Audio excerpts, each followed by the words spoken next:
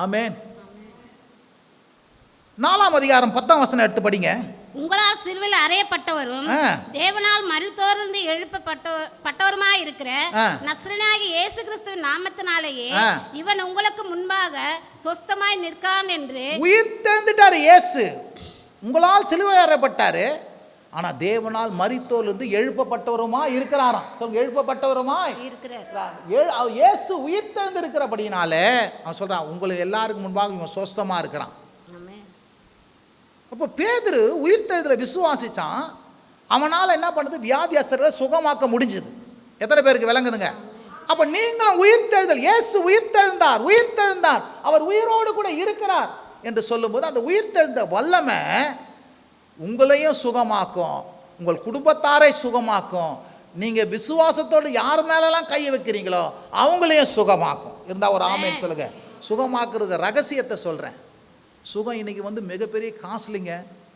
டாக்டர்கிட்ட போனால் வியாதின்னு போயிட்டா போச்சு, இருக்கிற பர்ஸு காலி பண்ணுவான், பேங்க் அக்கௌண்ட் காலி ஆகிடும். சுகம் இருக்கிறதுலே வந்து பணத்தை காட்டிலும் சுகம் ரொம்ப பெருசு. ஏன்னா அந்த பணத்தை கொண்டு தான் சுகத்தை என்ன பண்ணுறோம், வாங்குகிறோம். பணத்தை பெருசாக மதிக்க மாட்டான், சுகம்தான் வேணும்னுவான். எத்தனை பேருக்கு விளங்குதுங்க? அந்த சுகத்தை கர்த்தர் என்ன பண்ணுறாருங்க, அவர் யார் உயிர்த்தெழுதலை விசுவாசிக்கிறாங்களோ அவங்களுக்கு எல்லாவற்றுக்கும் சுகத்தை என்ன பண்ணுறார், தருகிறவராய் இருக்கிறார். 4:34 யாராவது படிங்க.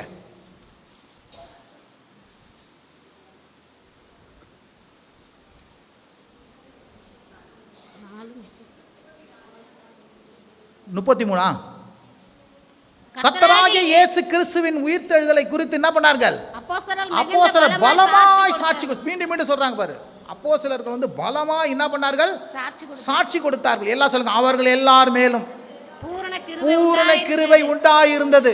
அல்லேலூயா. நல்லா புரியுதா? எத்தனை பேர் புரியுறவங்களா ஒரு கையை தூக்குப்பா, ஓங்கி தூக்குப்பா. கர்த்தராகிய இயேசுவின் உயிர்த்தெழுதலை அப்போஸ்தலர்கள் என்ன பண்ணார்கள்? பலமாய் சாட்சி கொடுத்தார்கள். அவர்கள் எல்லார் மேலும் பூரண கிருபை உண்டாயிருந்தது. எத்தனை பேர் சொல்ல போறீங்க? இயேசு உயிர்த்தெழுந்தார், இயேசு உயிரோடு கூட இருக்கிறாரு இப்படின்னு சொல்லி எல்லாருக்கும் நீங்க சாட்சிகளா மாறினா என்னையா உண்டாகும் அப்படின்னா, உன் மேல பூரண கிருபை உண்டாயிருக்கமா. கிருபைன்னா என்ன தெரியுமா? கிருபை மேல ஒரு மனுஷன் மேல இருந்தா அவனுக்கு வந்து தண்டனையே வராது. அவனுக்கு வந்து என்ன வராதுங்க, ஒன்றும் வரவே வராது. இருந்தால் ஒரு ஆமென் சொல்லுங்க. எத்தனை பேர் கிருபை வேணும்? அப்போ முடிஞ்ச வரைக்கும் நீங்கள் உயிர்த்தெழுதலை நீங்கள் விசுவாசிங்க. இயேசு உயிர்த்தெழுந்தார், உயிர்த்தெழுந்தார் சொல்லுங்கள். உங்கள் மேலே கிருபை பெருகும். நீங்கள் மற்றவங்களுக்கு சொல்லும் போது இன்னும் அதிகமாக பெருகும். எப்பா எங்கள் இயேசு ஒத்துருக்கிறாருப்பா, அவர் உயிரோடு இருக்கிறாருப்பா. நீ ஜெபத்தில் கேளுப்பா, கேட்டுப்பாரு, அவர் உயிரோடு இருக்கிறாருக்கா என்பதற்கு உனக்கு ஆன்சர் வரும். இருந்தால் ஒரு ஆமென் சொல்லுங்கள். உயிர்த்தெழுதலை எவ்வளோ சொல்ல சொல்ல உன் மேலே பூரண கிருபை உண்டாகும். அப்போஸ்தலர் 6ஆம் அதிகாரம் 30-31 எடுத்து படிங்க. சீக்கிரம் 2 வசனம் படிங்க. 6:30-31 2 வசனத்தை எடுத்து படிங்க.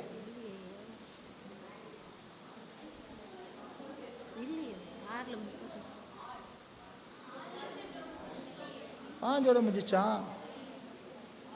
5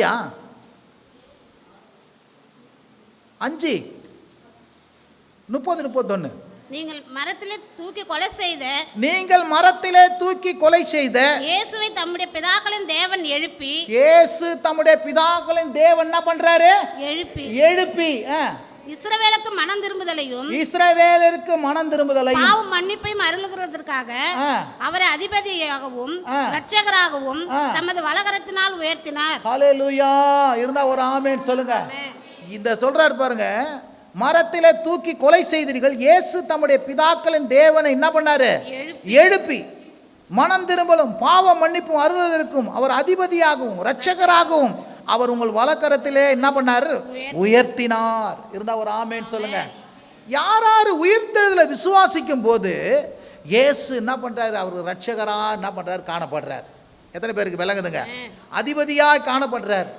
அவர்களுக்கு பாவ மன்னிப்பாய் காணப்படுகிறார். இருந்தா ஒரு ஆமென் சொல்லுங்க. அவருக்கு மனம் திரும்புதலாய் என்ன பண்றாரு? காணப்படுறார். எத்தனை பேருக்கு விளங்குதா? ஒரு ஆமென் சொல்லுங்க. இயேசு உயிர்த்தெழுந்தார் என்று சொல்லும் போது நீங்க என்ன தெரியுமா? அப்படியே பாவத்துக்கு மரித்துக்கு நீதிக்கு பிழைச்சறீங்க. உயிர்த்தெழுந்தார் என்று சொல்லும் போது உன் பாவம் மன்னிக்கப்பட்டது என்று நிச்சயம் உண்டாகும். பாவத்திலிருந்து ஒரு விடுதலை. உன் வாழ்க்கையில் இன்னும் பழைய வாழ்க்கைக்கு போக மாட்டான். மனம் திரும்புதல், புதிய வாழ்க்கை வந்துடும். கிறிஸ்துவுக்குள் இருந்தால் ஒருவன் என்னதுங்க, புது சிருஷ்டியாய் ஆயிடுறான். உயிர்த்தெழுந்ததை விசுவாசிக்க விசுவாசிக்க மனம் திரும்புதல் உண்டாகும்.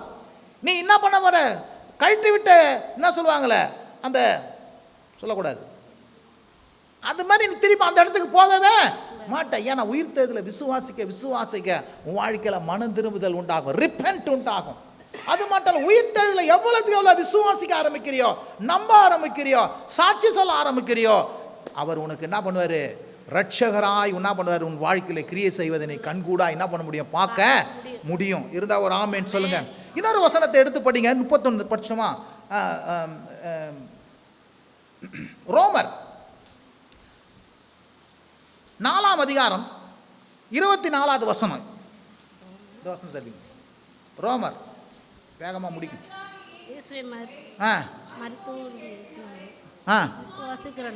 பாருங்க இந்த இடத்துல சொல்ற பாருங்க, 23. அது அவனுக்கு நீதியாக எண்ணப்பட்டது என்பது அவனுக்காக மாத்திரமல்ல, நமக்காகவும் எழுதப்பட்டிருக்கிறது. அவனுக்கு நீதியா எழுதப்பட்டது நமக்காகவும் என்ன பண்ணுது, எழுதப்பட்டு. எல்லாம் சேர்ந்து படிப்போமா? நம்முடைய கர்த்தராகிய இயேசு கிறிஸ்துவை மரித்தோரிலிருந்து எழுப்பினவரை விசுவாசிக்கிற நமக்கு அப்படியே உண்டாகும். உன் வாழ்க்கையில நீதி எப்ப உண்டாகும்?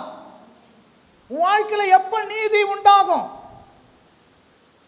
உன் வாழ்க்கையில இருக்கிற பாவங்கள் எப்ப கலையும் அப்படின்னா, இயேசுவை உயிர்த்தெழுதலை விசுவாசிக்கும் போது ஆபிரகாமுக்கு எப்படி நீதி உண்டாச்சோ உன் வாழ்க்கையில நீதி உண்டாகும். இருந்தா ஒரு ஆமேன்னு சொல்லுங்க. அல்லேலூயா. உன் வாழ்க்கையில கடந்த காலத்துல செஞ்ச எல்லா பாவங்களும் உன்னை விட்டு தொலைந்து போவதற்கு, உன் வாழ்க்கையில நீதி உண்டாகுவதற்கு என்னையா செய்யணும்? ஆபிரகாமுக்கு எப்படி நீதி உண்டாச்சோ, கர்த்தராகிய இயேசு கிறிஸ்துவை என்ன பண்ண, மரித்தோர்ந்து எழுப்பினவரை விசுவாசிக்கும் போது, அவர் உயிர்த்தெழுந்தார் என்று விசுவாசிக்கும் போது உனக்கும் அப்படி ஆகும். சொல்லுங்க, அவர் நம்முடைய பாவங்களுக்காக ஒப்பு கொடுக்கப்பட்டு நாம் நீதிமான்கள் ஆக்கப்படுவதற்கு என்ன பண்றாரு, எழுப்பப்பட்டு இருக்கிறாரு. எத்தனை பேருக்கு விளங்குதுங்க? அப்ப உயிர்த்தெழுதலை விசுவாசிக்க விசுவாசிக்க என்ன உண்டாகும்? கவனிங்க, முக்கியமான காரியம் சொல்றேன். குற்ற உணர்வு இருக்காது, பாவ உணர்வு இருக்காது, ஐயோ நான் சரியில்லை என்ற உணர்வு இருக்காது, பாவி பாவி என்ற உணர்வு இருக்காது. என்ன உண்டாகும்னா நீதி உண்டாகும், குற்றமற்ற வாழ்க்கை. இருந்தா ஒரு ஆமேன்னு சொல்லுங்க. ஹல்லேலூயா. ரோமர் 10ஆம் அதிகாரம் எடுத்து படிங்க. 10ஆம் அதிகாரத்தில் 8, 9, 10 வசனங்களை வாசிச்சு பாருங்க. 8, 9, 10. இந்த வார்த்தை உனக்கு சமீபமாய் உன் வாயிலும் உன் இருதயத்திலும் இருக்கிறது என்று சொல்லுகிறது. இந்த வார்த்தை நாங்கள் பிரசங்கிக்கிற விசுவாசத்தின் வார்த்தையே என்னவென்றால், கர்த்தராகிய இயேசுவை நீ உன் வாயினாலே அறிக்கையிட்டு, உன் வாயினாலே அறிக்கையிட்டு தேவன் அவரை மரித்தோரிலிருந்து எழுப்பினார் என்று உங்கள் இருதயத்திலே விசுவாசித்தால் ரட்சிக்கப்படுவாய். நீதி உண்டாக இருதயத்திலே விசுவாசிக்கப்படும், ரட்சிப்புண்டாக வாயினாலே அறிக்கை பண்ணப்படும். பாருங்க, இயேசுவை மரித்தோரிலிருந்து உயிரோடு கூட எழுப்பினார் என்று உன்னுடைய இருதயத்தில் விசுவாசிக்கும் போது நீதி உண்டாகும். என்ன உண்டாகுங்க? நீதி உண்டாகும். இயேசு மரித்தோரிலிருந்து உயிரோடு கூட தேவன் எழுப்பினார் என்று உன் இருதயத்தில் விசுவாசிக்கும் போது என்ன உண்டாகும்? நீதி உண்டாகும். நீதி என்னதுங்க? இப்ப ஜட்ஜி என்ன சொல்றாரு, இவன் குற்றவாளி இல்ல, இவன் நிரபராதி அப்படின்றது போல கர்த்தர் என்ன பண்ணுவாரு, நீ செஞ்ச கடந்த காலத்து எல்லா பாவங்களையும் அவர் என்ன பண்ணுவாரு, நீ உயிர்த்தெழுதலை விசுவாசிக்கும் போது நீதி உண்டாகும். அப்படின்னா என்னன்னா, நீ குற்றவாளி இல்லை, நீ பாவி இல்லை. இருந்தா ஒரு ஆமேன்னு சொல்லுங்க. விளங்குதா? அதனால தான் உயிர்த்தெழுதலை விசுவாசிக்கும் போது தான் பாவத்திலிருந்து விடுதலை உண்டாகும். அதனால தான் சார் திருப்பி 4ஆம் அதிகாரத்தில் 24 அந்த வசனத்தை படிங்க. அந்த 4ஆம் அதிகாரத்தில் ரோமர், அவர் நம்முடைய பாவங்களுக்காக ஒப்பு கொடுக்கப்பட்டு நாம் நீதிமான்கள் ஆக்கப்படும்படி எழுப்பப்பட்டு, நீ எப்போ உயிர்த்தெழுந்தார் என்று விசுவாசிக்க விசுவாசிக்க வாழ்க்கையில் நீதி உண்டாகும். சொல்லுங்க, நீதி என்ன பண்ணும்? வேதம் சொல்றது நீதி நித்திய ஜீவனை உண்டாக்கும். நீதி என்ன பண்ணுங்க? நித்திய ஜீவனை உண்டாக்கும். எத்தனை பேருக்கு விளங்குது நான் சொல்றது? ஹல்லேலூயா. வாழ்க்கையில் ஜீவன் வேணுமா, நீதி வேணுமா, இயேசு உயிர்த்தெழுந்தார் என்று நீ என்ன பண்ணுங்க? விசுவாசிக்க வேண்டும். இருந்தா ஒரு ஆமென் சொல்லுங்க. ஹல்லேலூயா, ஹல்லேலூயா. வாசிங்க ரோமர் 1ஆம் அதிகாரம் ரோமர் 1:5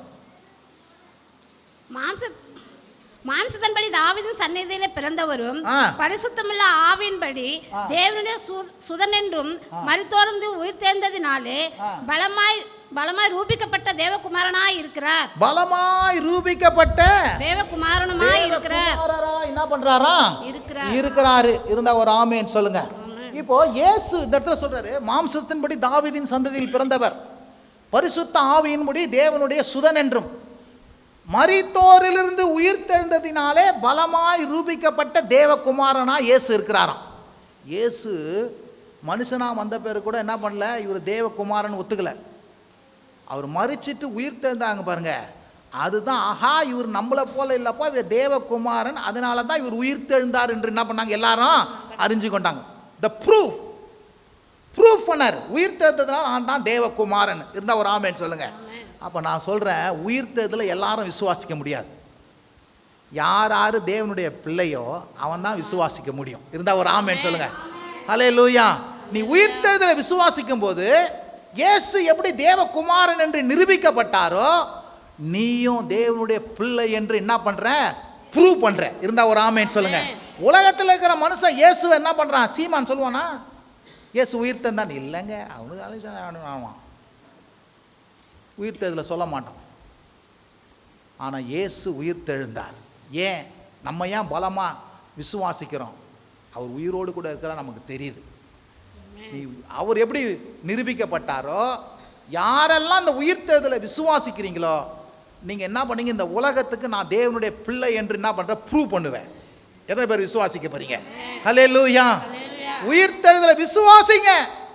அவர் எப்படி தேவகுமார் என்று ரூபிக்கப்பட்டாரோ, நீங்களும் நானும் இந்த மாம்சத்தின்படி அல்ல, இந்த உலகத்தின்படி அல்ல, அடிமையின் பிள்ளை அல்ல. நான் யாருப்பா, தேவனுடைய பிள்ளை. இருந்தால் ஒரு ஆமென் சொல்லுங்க. இந்த யாரை நம்பாம போகலாம், ஆனால் இந்த இயேசுவை நான் நம்புகிறேன். இயேசுவை நான் என்ன பண்ணுறாங்க, நம்புகிறேன். இருந்தால் ஒரு ஆமென் சொல்லுங்க. பிலிப்பியர் 3:20 நினைக்கிறேன். அந்த வசனத்தை கொஞ்சம் படிங்க. 3 10 வாசிங்க. திரும்ப சொல்கிறேன் பாருங்க. இந்த 2 வசனத்தை வாசம் முடிக்க போகிறோம்.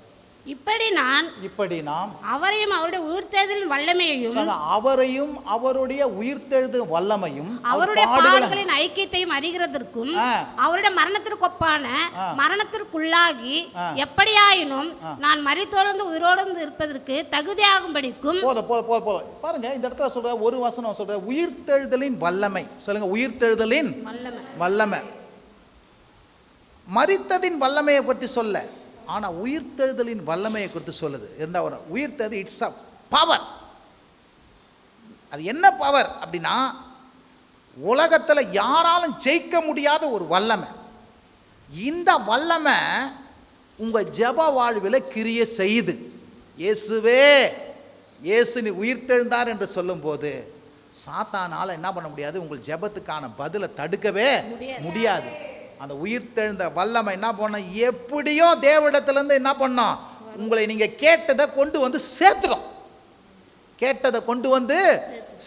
ஏன்னா அது உயிர்த்தெழுந்த வல்லமை என்ன பண்ணுது, நீங்கள் ஜெபம் பண்ணுறது சாதாரண நடக்குதா?